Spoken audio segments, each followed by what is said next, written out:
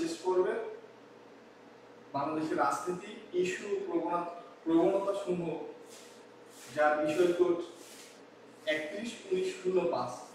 আজকের আলোচ্য বিষয় 1990 সালের গণঅভ্যুত্থানের কারণ ও ফলাফল। উপস্থাপনায় আমি মোহাম্মদ আতর রহমান আসিফ, প্রভাষক, রাষ্ট্রবিজ্ঞান বিভাগ, উত্তর বাংলা বিশ্ববিদ্যালয় কলেজ। প্রিয় শিক্ষার্থী, আলোচনা করব 1990 সালের গণঅভ্যুত্থানের কারণ ও ফলাফল। প্রিয় শিক্ষার্থী,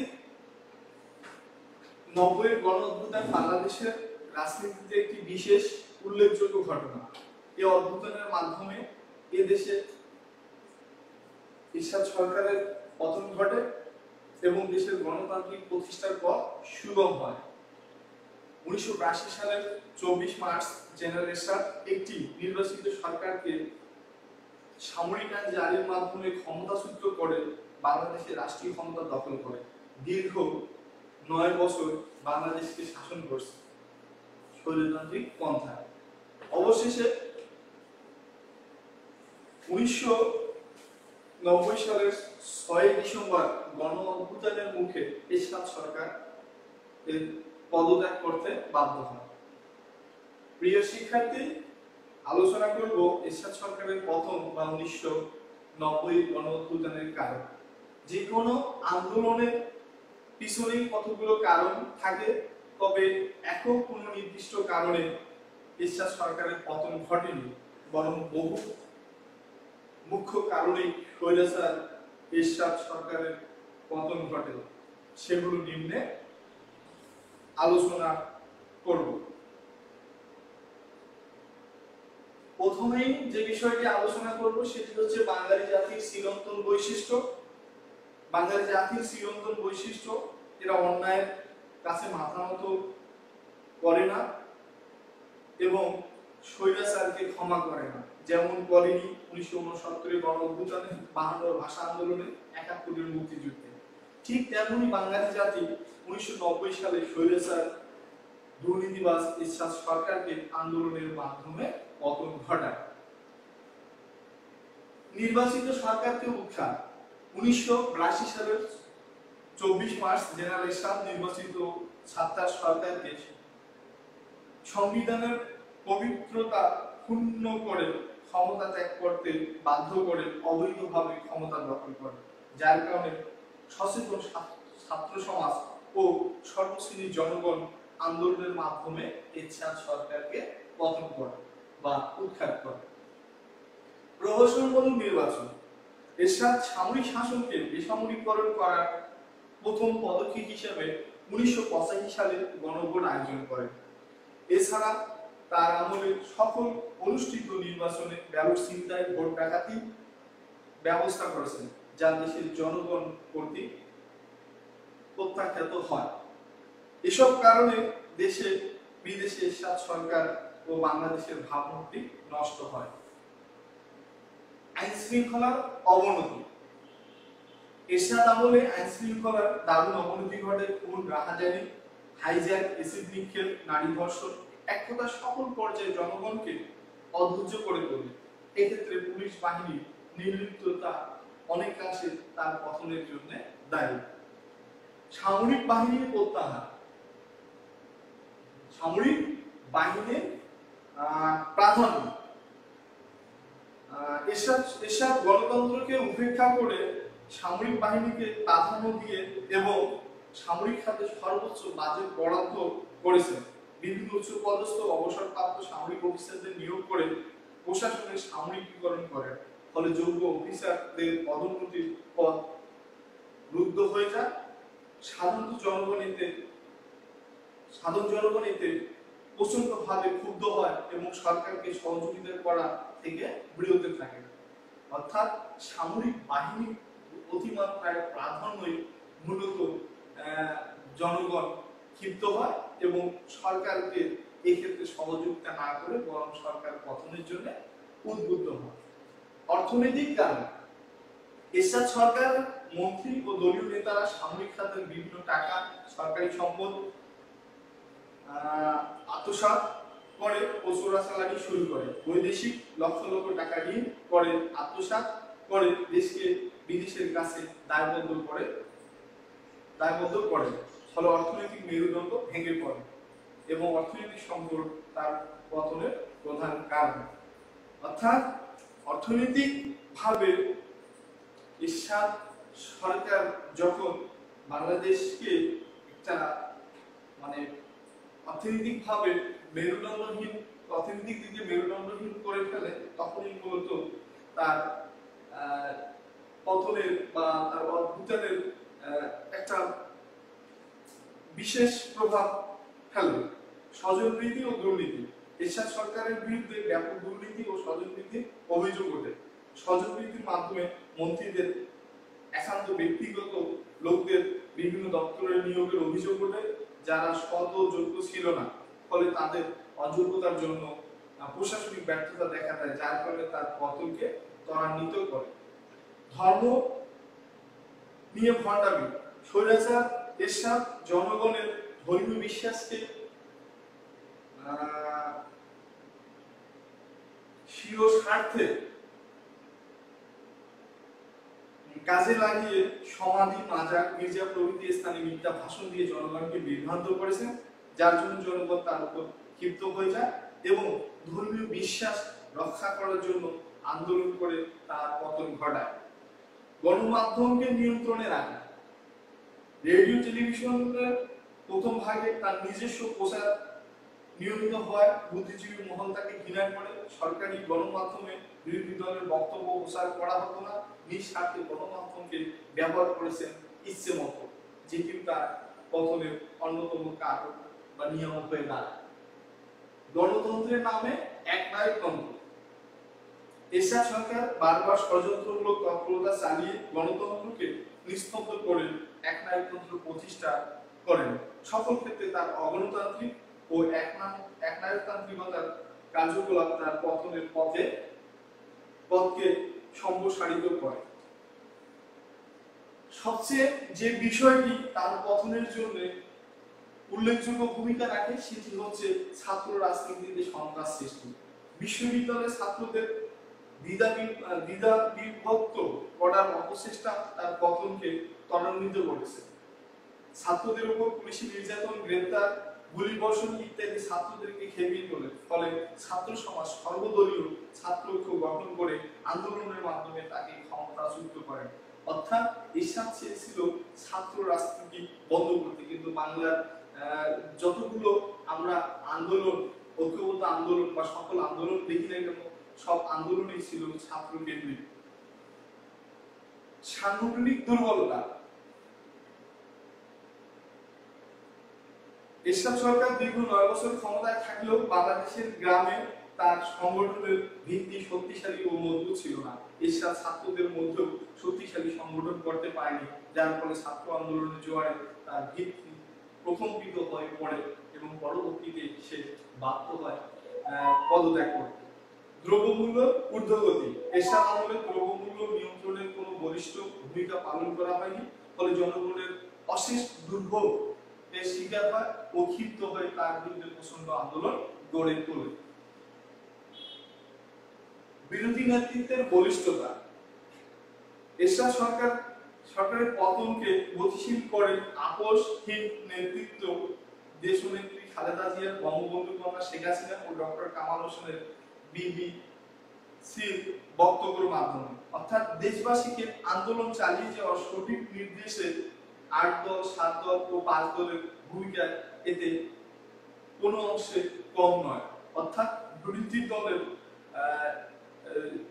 যুগোপযোগী আন্দোলন এবং ঐক্যবদ্ধ আন্দোলনের মূলত 1989 এর গণ অভ্যুত্থানে এরশাদ সরকারের পতনের কারণ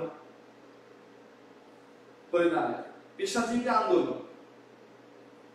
এরশাদের বিভিন্ন অপকর্মের কারণে দেশে ডাক্তার, সাংবাদিক, আইনজীবী, শিক্ষক, ছাত্র, সরকারি কর্মচারী, সাংস্কৃতিক সংগঠন মহা বিদ্রোহের রূপ পরিগ্রহ করে। বিশেষ করে সাংবাদিক ও বিশ্ববিদ্যালয়ের শিক্ষকরা এই ক্ষেত্রে গুরুত্বপূর্ণ ভূমিকা পালন করে। অর্থাৎ 1969 এর গণ অভ্যুত্থানে পেশাজীবী সংগঠনের সংস্কৃত অংশগ্রহণের মধ্য দিয়ে একটি পর্যায়ে এরশাদ ক্ষমতাচ্যুত হতে বা ক্ষমতা থেকে পদত্যাগ করতে বাধ্য হয়। গণ অভ্যুত্থানের ফলাফল। প্রিয় শিক্ষার্থী, 1990 এর গণ অভ্যুত্থান বাংলাদেশের রাজনীতিকে দিয়েছে একটি মাইল ফলক। 1990 এর গণ অভ্যুত্থানের সামরিক শাসক এরশাদ সরকারের পতন ঘটে, আর এই পতনের মধ্য দিয়ে বাংলাদেশের রাজনৈতিক কার্যক্রমে ব্যাপক গতি সঞ্চার হয় এবং দেশ এক মহাসংকট থেকে মুক্তি লাভ করে। নিম্নে 1990 সালের গণ অভ্যুত্থানের ফলাফল আলোচনা করা। গণ অভ্যুত্থানের ফলাফল। গণতন্ত্রের যাত্রা শুরু। সামরিক শাসক গণতন্ত্রকে করেছিল পদদলিত, করেছিল হত্যা। গণতন্ত্রের লেবাস গায়ে দিয়ে এরশাদ সরকার সামরিক শাসন চালিয়ে বাংলাদেশে 9 বছর ক্ষমতায় টিকেছিলেন। গণতান্ত্রিক মানসিকতার রাজনৈতিক দলগুলোর দুর্বার গণ আন্দোলন এরশাদের পতন ঘটে। শেষ হয় সামরিক শাসনের, শুরু হয় গণতন্ত্রের অগ্রযাত্রা। 1991 সালে সাধারণ নির্বাচনের মধ্য দিয়ে গণতান্ত্রিক সরকার ক্ষমতা অধিষ্ঠিত হয় এবং গণতান্ত্রিক ধ্যান ধারণার বিকাশ লাভ করে। সামরিক শাসনের অবসান। 1990 সালের গণ অভ্যুত্থানের ফলে সামরিক শাসনের অবসান হয়। এরশাদ সরকার 1982 সালে ক্ষমতায় এসে 1990 সাল পর্যন্ত দীর্ঘ 9 বছর দেশে সামরিক শাসন চালিয়েছেন। দেশের রাজনৈতিক কাঠামো ও সংস্কৃতির যেমন ধ্বংস সাধিত হয়েছে, তেমনি অর্থনৈতিক অগ্রগতি সর্বনিম্নে গিয়ে পৌঁছেছিল। গণ অভ্যুত্থানের মাধ্যমে সামরিক শাসনের অবসান ঘটে এবং দেশের রাজনৈতিক ও অর্থনৈতিক উন্নয়ন ত্বরান্বিত হয়। রাজনৈতিক অবকাঠামো ও রাজনৈতিক সংস্কৃতির উন্নয়ন সাধন। কোন দেশের সামরিক শাসক সে দেশের রাজনৈতিক কাঠামো যেমন ধ্বংস সাধন করে, ঠিক তেমনি রাজনৈতিক সংস্কৃতিরও ধ্বংস করে। বাংলাদেশের এরশাদের সামরিক শাসন দেশের সংবিধান, আইন, শাসন, বিচার বিভাগের আধিপত্য বিস্তার, রাজনৈতিক দলের উপর বিধিনিষেধ আরোপ এবং নির্যাতন, প্রহসনের নির্বাচন অনুষ্ঠান প্রভৃতি কার্যকলাপের মাধ্যমে দেশের রাজনৈতিক কাঠামো এবং সংস্কৃতির ধ্বংস সাধন করে। তার পতনের মধ্য দিয়ে এই সকল ব্যবস্থার উন্নয়ন ত্বরান্বিত হয়। মহাসংকট থেকে মুক্তি লাভ। এরশাদ সরকার দেশকে এক মহাসংকটের মধ্যে নিপাতিত করেছিল। দেশের অর্থনৈতিক, রাজনৈতিক ও সাংস্কৃতিক ব্যবস্থার ব্যাপক ক্ষতি সাধন করে দেশে দুর্নীতি এবং স্বজনপ্রীতি ভরে গিয়েছিল। 1990 এর গণ অভ্যুত্থানের মধ্য দিয়ে এই সংকট অনেকটা দূরীভূত হয়। সংসদীয় ব্যবস্থার পরিবর্তন। 1990 সালে গণ অভ্যুত্থানের ফলে দেশের সংসদীয় সরকার ব্যবস্থার পরিবর্তন ঘটে। এতদিন রাষ্ট্রপতি শাসিত সরকার ব্যবস্থা দেশে প্রচলিত ছিল, যার ফলে রাষ্ট্রপতি ছিল প্রচুর ক্ষমতার অধিকারী এবং রাষ্ট্রপতি সংসদের নিকট দায়ী ছিল না। কিন্তু গণ অভ্যুত্থানের ফলে দেশের সংসদীয় ব্যবস্থার গণ অভ্যুত্থানের ফলে দেশের সংসদীয় সরকার ব্যবস্থার পরিবর্তন ঘটে এবং দেশের জবাবদিহি ও দায়িত্বশীল সরকার ব্যবস্থা প্রতিষ্ঠিত হয়। অবাধ নিরপেক্ষ নির্বাচন অনুষ্ঠান। 1990 এর গণ অভ্যুত্থানের অব্যাহতির ফল হলো বাংলাদেশে 1991 সালে অনুষ্ঠিত নির্বাচন। এই নির্বাচন বাংলাদেশের ইতিহাসে সবচেয়ে অবাধ এবং নিরপেক্ষ বলে দেশি ও বিদেশি পর্যবেক্ষক ও প্রচার মাধ্যমগুলোর অভিমত ব্যক্ত করেছিলেন। এরশাদের প্রশাসনিক নির্বাচনের দিন শেষ হয় এবং তখন থেকে বাংলাদেশে অবাধ, সুষ্ঠু ও নিরপেক্ষ নির্বাচন তত্ত্বাবধায়ক সরকার ব্যবস্থা সংবিধানে স্থান দেওয়া হয়, অর্থাৎ অবাধ, সুষ্ঠু ও নিরপেক্ষ নির্বাচনের অগ্রযাত্রা সূচিত হয়। অর্থনৈতিক গতিসঞ্চার। সামরিক শাসক দেশের অর্থনৈতিক ব্যবস্থার চরম ধ্বংস সাধন করে। রাষ্ট্রীয় কোষাগার শূন্য অবস্থা পাওয়া যায়। দেশের প্রবৃদ্ধির হার ছিল সর্বনিম্ন পর্যায়ে। বিদেশি ঋণের দেশ নিম্নজিত হয়ে পড়েছিল। 1990 গণ অভ্যুত্থান দেশের অর্থনৈতিক ধ্বংস থেকে কিছুটা হলেও পুনর্জীবিত করতে সক্ষম হয়। রাজনৈতিক স্থিতিশীলতা অর্জন। রাজনৈতিক স্থিতিশীলতা দেশের উন্নয়নের অন্যতম আহ্বান। সামরিক শাসনাধীনে বাংলাদেশের রাজনৈতিক অস্থিতিশীলতা চরম আকার ধারণ করে। এরশাদ সরকারের শাসনের বেশিরভাগ সময়ে দেশে হরতাল, ধর্মঘট, অবরোধ সহ অন্যান্য কর্মসূচি চলতে থাকে, যা দেশকে অস্থিতিশীল পরিস্থিতির মধ্যে ঠেলে দেয়। দায়িত্বশীল সরকার প্রতিষ্ঠা। 1990 এর গণ অভ্যুত্থানের ফলে দেশে দায়িত্বশীল সরকার প্রতিষ্ঠিত হয়। এরশাদ সরকারের আমলে দেশে দায়িত্বশীলতা বলতে কিছু ছিল না, যে যেমন খুশি তেমনই ভাবে দায়িত্ব পালন করত এবং জবাবদিহিতার কোনো অবকাশ ছিল না। কিন্তু 1990 এর গণ অভ্যুত্থানের পর দেশে দায়িত্বশীল সরকার প্রতিষ্ঠা লাভ করে এবং স্বচ্ছতা ও জবাবদিহিতার মনোভাব তৈরি হয়। জাতীয় সংসদকে সার্বভৌম সংসদ হিসেবে প্রতিষ্ঠা। এরশাদ সরকারের আমলে দেশের যে কোনো সিদ্ধান্ত গৃহীত হতো সংসদকে পাশ কাটিয়ে, রাষ্ট্রপতির আদেশে যে কোনো সিদ্ধান্ত গৃহীত হতো। এই সময় সংসদ ছিল অকার্যকর। 1990 এর গণ অভ্যুত্থানের ফলে সংসদ হলো সকল কর্মকাণ্ডের মূল কেন্দ্র।